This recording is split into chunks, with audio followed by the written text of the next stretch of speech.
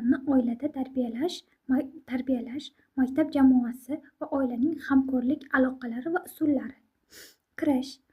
Ushbu taqdimotda nogiron bolalarni tarbiyalashda maktab jamoasi va oila hamkorligining mohiyati, usullari va vositalari muhokama qilinadi. Hamkorlik. Maxsus maktab roli.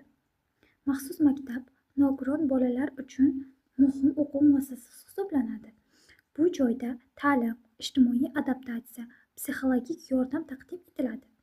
Maxsus maktab o'quvchilarga o'z imkoniyatlarini rivojlantirish, ijtimoiy turmushga tayyorgarlik ko'rish va kasbiy ko'nikmalarni o'zlashtirishga imkon beradi.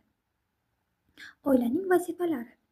Oilada nogiron bolalarni tarbiyalashda muhim rol o'ynaydi.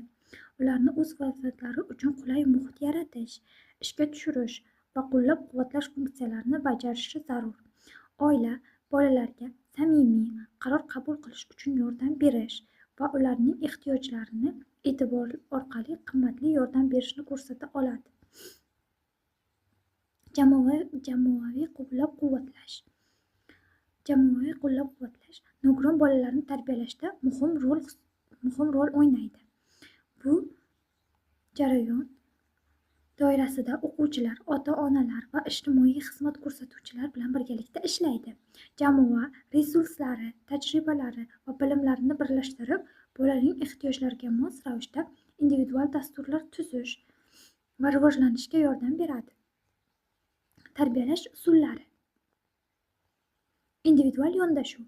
Nogiron bolalarni individual yondashuv bilan ta'minlash, ularning shaxsiy ehtiyoji va qobiliyatlarini hisobga olish talab etiladi. Bu yondashuv yordamida bolalar o'z-o'zini anglashi, psixologik rivojlanishi kuchayadi.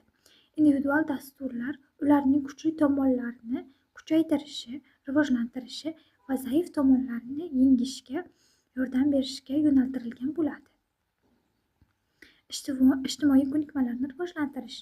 Ijtimoiy ko'nikmalarni rivojlantirish nogiron bolalar uchun muhimdir, chunki bu jamiyatdagi muvaffaqiyatli faoliyat yuritishga yordam beradi.